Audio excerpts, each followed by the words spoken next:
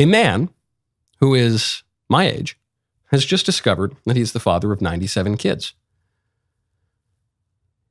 He's doing better than me. And well, I don't know if it's better though exactly, because I don't think he's married. Somebody tells me these kids are not all from the same mother. And the thing that tells me is this story about him. The man, 33, 34-year-old man, is a sperm donor. He donated sperm, what a euphemism that is, in college. He was a student at Georgia State in 2011. He's now discovered that he has 97 children. Pretty crazy thing to discover. I remember, I was in college at the same time this kid was, and we were all sort of sitting, joking around one day, and we were trying to figure out how much money we could make by donating sperm. And I did the math. Over the course of college, I could have banked $400,000 if you keep up at a pretty steady pace of donation, so to speak. And I thought, well, $400,000, that's a lot of money. But probably not a great idea. I was never really seriously tempted by this financial incentive. But a lot of people have been. This guy, I see easily how, especially some dumb college kid could eat, free money, and I go do this thing that probably a lot of college kids are just doing already for free. Okay, yeah, why not? Well, then you discover you have 97 kids. Don't you think you might feel some responsibility for those kids? You got someone out there who looks like you, who is born without a father. Maybe they're born to an adoptive father. Maybe it's a husband and a wife, and the swimmers don't work, and so they use donor sperm, and then maybe they tell the kid, maybe they don't. That's going to give the kid some problems later on. Maybe, though, as is in a lot of these cases, maybe that child is just born to a single mother because the single mother doesn't like men, can't find a husband, so she's just going to go purchase a father for her kid, and then that kid is going to grow up without a father. Maybe the kid is going to be born to a couple of lesbians because the lesbians, they're in some kind of union together and they want to have a kid, but they don't want to do it the right way. And so the kid's going to be born and he's really not going to have a father. He's going to have two mothers and no father. And isn't that wrong? Isn't that beyond that? There's another story just came out of CNN. A woman named Victoria Hill recently learned not only that the man she thought was her father is not her father because the father had a problem with his swimmers, so they went to a fertility treatment specialist. They received donor sperm. They never told the daughter.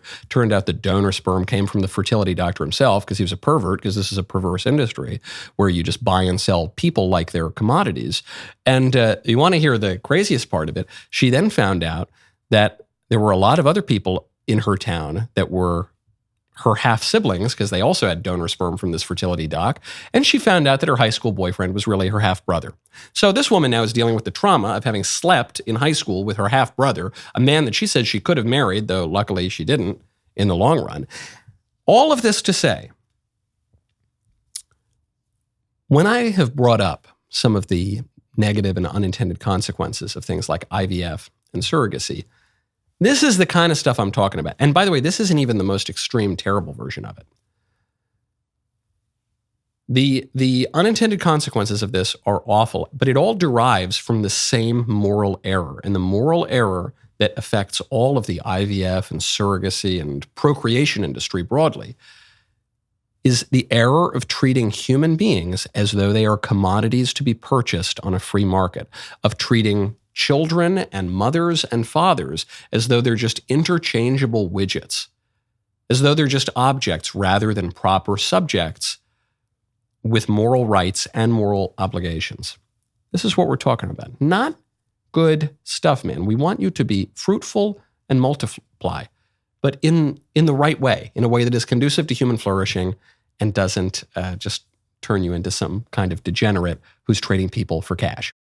Really troubling story coming out of Armenia. Armenia is warning that Azerbaijan is planning a full-scale war. This would be an enlargement of a conflict that has been simmering for some years now called the Nagorno-Karabakh conflict. This is between Azerbaijan, a Muslim nation, and Armenia, which is the oldest Christian nation in the world. Armenia has been officially a Christian nation since the year 301. That is a dozen years before Emperor Constantine's Edict of Milan, tolerating Christianity throughout the Roman Empire. Christianity first arrived in Armenia in the year of our Lord 40. Not 540, not 240, not 140, 40. 7 years after the resurrection. Armenia has been Christian for a very long time, and Armenians have been the victims of persecution for a very long time. Famously, infamously, Armenians are the victims of the Armenian genocide, which took place during World War I, when 1 million Armenians were slaughtered by the Muslim Turks. And Azerbaijan is another version of a Muslim Turkic state. And Azerbaijan now not only wants to take this historical land from Armenia, the Nagorno-Karabakh land, but also now launch a full-scale war on Armenia. And you're not hearing very much, if anything, about this because of all sorts of weird alliances, because Putin in Russia has been supportive of Armenia, and Iran, which is kind of weird, a Muslim nation, Iran is supportive of Armenia as well. But Turkey, which is an American ally, is supportive of Azerbaijan, and Israel, an American ally, is supportive of Azerbaijan. But isn't that kind of weird? Why is Israel supporting the Muslim nation and Iran supporting the Christian nation? Well, foreign policy gets a little complicated sometimes, and there's questions of different resources there, and blah, blah, blah. I really don't care. You know what I care about? The oldest Christian nation in the world, a people who has been the victim of genocide within about a century, the last century, a people that could be wiped out by an aggressive Muslim nation, Azerbaijan. I think that if we're involving ourselves as the global hegemon in all sorts of wars that don't seem to have a huge direct relation to American interests, we do it all the time and we're doing it right now. I think it would be good if the model of Christian charity, to use the words of John Winthrop in our nation's earliest days, if the model of Christian charity might extend a hand to the oldest Christian nation in the world and prevent these people from becoming the victims of genocide again, and prevent the oldest Christian nation on earth from being wiped off the map. I think that would be a good thing. Some might say, well, we don't want to be involved in any foreign conflicts. That, by the way, has never been my position, as I've made clear. I think my political philosophy boils down to, I think we ought to do good and avoid evil. Call me crazy.